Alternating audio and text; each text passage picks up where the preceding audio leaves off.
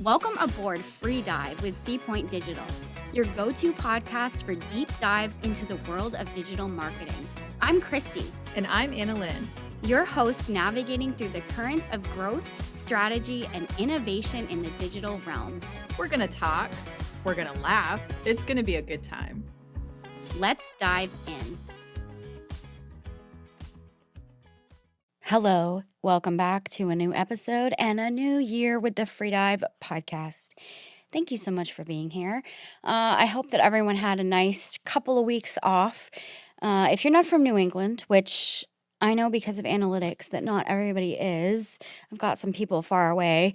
We're not having a very snowy, wintry winter this winter, which I don't mind at all. I'm a snow hater here. So we're having kind of a bizarre, cold, rainy, non-snowy winter. So wherever you are, I hope that you're getting the weather that you love. This is the weather that I'm pretty happy with. I love the rain, and I'm happy being cold so that I can bundle up. If I can't paddleboard and I can't be swimming, it might as well be cold so that I can be in a heated blanket and be snuggled up and be in my sweaters. So I don't want to have to shovel and plow snow. So this is perfect for me. But anyway, that's what's going on here on our side of the world. I hope you are enjoying it wherever you are in the world. But anyway, we are back, and we're back with new content. We're back with a new year. It's weirding my brain out how much time has passed and that we're already into the new year. So we're re-strategizing and looking over our plans for the year. But if you're here, you must still be enjoying our content. So I'm glad that you are. Today, I was whipping up the content for today and looking ahead for the next few months and strategizing with the team. And I think that we're going to have a couple of months of really fun content. So keep coming back, and hopefully you'll keep enjoying it. But anyway, social savvy episode on the first week of the month. And I thought I would start the year off with giving you guys some mistakes of the past, because we love it when we talk about things that Christy's done badly. I am a believer in just unveiling and being honest about how, you've screwed up so people can benefit from it, because I'm also a person who I'm very much I don't learn from my own mistakes. I learn from the mistakes of others. So if I can provide that same thing for you guys, you can learn from me. Why not? So today we're talking about 5 social media mistakes that are hurting your growth. And we're going to go into why these same mistakes are ones that I had been making myself. And also why they're mistakes and how you can fix them. Well, let's just dive in. Not going to make this too long of an episode with mistake number 1, posting without a strategy. If you're new to social media, or even if you've been in it for a long time, sometimes it can feel like you have forgotten about it, and so you just need to jump back in and just post anything. I've got to get something up on my Instagram. I've got to just throw something up on Facebook. We got to make a TikTok. And that's good because you want to be present on those sites. I'm gesturing a lot, sorry. But random posting confuses your audience and it weakens your brand identity. So if you have created your brand identity, you need to stick within what it is. Plan content around themes or pillars, meaning education, your promotion, your engagement. Use tools like content planners to stay organized. Now, my tip for this is you have to do what works best for you, because as a digital marketing company, we have access to all kinds of digital planners that exist, HubSpot or Hootsuite or whatever, every kind of Excel sheet or whatever that exists, but Christy's brain doesn't compute to it. I am still a person that uses a paper binder planner, which people make fun of me because I'm in the digital world, and why am I writing out and carrying around this massive book planner everywhere I go? Something about my brain doesn't do digital planning. And so for me, I'm like, if I force myself and try, I can't keep up with it. And so what am I forcing? But what does work for me is I have all of my calendars written out on paper. And if I plan ahead, basically one of the things I do is I print out, I think it's called Print a Calendar for the year. And I write in every box my plan for when I'm going to post stuff. So like next week, I'm going to post this on Instagram on Monday, Tuesday, Wednesday. These are my plans. And that's what works for Christy's brain. And you have to figure out what it is, like what works best for you, and go with that. And that might take some trial and error. And it's more convenient, frankly, if you can do the digital thing, because you can plan things out in advance. I can't really do that well being a pen and paper lady, but I have found my ways around that. But anyway, use content calendars to stay organized. So get ahead the best you can. Do what works for you. Mistake number 2, ignoring your analytics. And again, if you're anything like me, analytics is just a whole bunch of numbers written out just that don't go together and don't make sense. And I'm not a math lady, and I leave the analytics to the analytic people because that's boring and I'm a creative. Unfortunately, it doesn't work like that.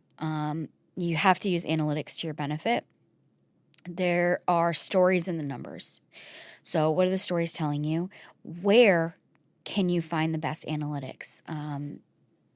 This is something that I have found that unfortunately certain social media platforms just don't give you the best analytics to tell you anything. I find that to be really true of Instagram. They give you some good stats and some that are like really stupid. TikTok, you really have to fight in a professional account to like get behind the scenes and find out like who your audience is and when they're online and all that. But use the resources you have to your benefit. Including if you are fortunate like me and have in your agency or at your disposal people analytics, like data analysts. So I use the analysts on my team to be like, what does this all mean? Somebody explain it to me because I don't get this. So I will have them look over everything, give them logins to stuff and be like, can you help me? And they do. If you don't have that available to you, use what you have, get into the back end of your apps. And if you see that people are online, most your followers on Mondays in the afternoon, that's when you're going to post. Use the information that you have to benefit it. Use platform insights to track engagement and reach. Focus on top performing content to guide future posts. So not just time, not just engagement, but what were your top performing, what was the top performing content that you had? Make more content like that. We've talked about that a lot. Okay, mistake number 3, overloading on sales posts. So this could include call to actions. This could include hyper focusing on what you want them to do for you. If you come in real strong from your angle of like, I want you guys to do this, people can tell. People follow accounts for value, not for constant ads. And here's the thing on that. Think about how you watch and look at anything. Think about if you're willing to stay on Hulu because you really enjoy something to just fight through the ads, or your favorite podcast, for instance. I just started a podcast where, oh my word, there must be an ad every 7 to 10 minutes. And it's so irritating to me, but I'm willing to stay just because I love the podcast and I have figured out how to fast forward through them. So when it comes to social media, people don't want to be irritated by your ads. However, with a good marketing strategy, and if interwoven in what you are advertising and sales pitching, there is value to your audience, people might stay. So my advice to that is create content that you would enjoy and wouldn't irritate you. Look at it from the eyes of your consumer. And if you're not sure, take it to your friends, take it to your family, have them give you their true, unbiased opinion. Is this irritating? Would you swipe past this? Follow the 80-20 rule. 80% valuable content, 20% promotion. Mix in educational tips, behind the scenes, or inspirational posts. So you have to just kind of throw in a lot of that alongside what your sales pitches are. Mistake number 3, not engaging with your audience. You have to pay to play. And this was something I also, it took a long time, not a long time. It took some time for me to see, you have to be a good game player, that you want people to be engaging on your posts. Well, other people want that too. So you can build really strong relationships on social media with other brands, with other agencies, with other people in your field, if you are spending just a little bit of time each week, each day if you have it, just giving some engagement back and forth to these other brands. They will reciprocate it. So respond to comments, respond to DMs, respond to mentions. Start conversations with polls, questions, funny memes. Anytime you see conversations happening or you see a poll to vote on it. If there's a question that you feel like you can dive in and give your opinion on, share memes, share things that people say. It's not hard. Throw it up on your story. People appreciate that. It makes them notice you. Who is this person that decided to share my reel? Wow, I'm going to go follow this account now. If you've ever had that happen to you, it means a lot. If you're not already a really big creator, it makes you excited. So having that in return, it's you're being a good game player. Mistake number 5, overusing or misusing trends. So why it's a problem. Jumping on every trend can dilute your brand or feel forced. And I'm sure you've seen this. It feels really awkward and out of place if you see the wrong kind of creator making the wrong kind of content. Cringy, this doesn't have anything to do with what you do. You can just tell, you can feel it. And if you're making it and you feel weird about it, it's probably a sign. So here's how you fix it. Only participate in trends that align with your brand's voice and values. Add your own unique spin to stand out. So your takeaway from this is really just, you don't need to feel like you need to jump on every single trend that you see, every meme going around. But if there is one going around and you come up with your idea of how you can make your company, agency, brand, business participate in a way that still locks in what your brand does, then do it. And if you can't, then don't. You don't have to jump on every sound trending and every dance that's trending, every meme that people are making. Don't force it, is what we're getting at. So here are just some final closing thoughts. As we're heading into the new year and social media, it's always changing. And I think a lot of us feel like we're just kind of floundering in how to use social media and feeling awkward in it. And so oftentimes we don't try because we feel stupid. It's feedback I get all the time. People are embarrassed to post on social media. That is the number one thing I hear all the time. They feel weird, they feel awkward, they feel embarrassed, especially when it comes to posting their own face. And I get that because I used to be there. And then eventually I got to a place where I'm like, what? And here I am. It's what I look like. What are you going to do? You fine, make fun of me. What do I care? So you get to a point where you're just this is what could help me have success. And that's worth it to me. For maybe, frankly, have you ever heard the first time you get a troll is when you know that you've made it? Man, that feels really good. And we had that on a TikTok a few weeks ago where people were getting so hot and bothered in a TikTok that we posted about.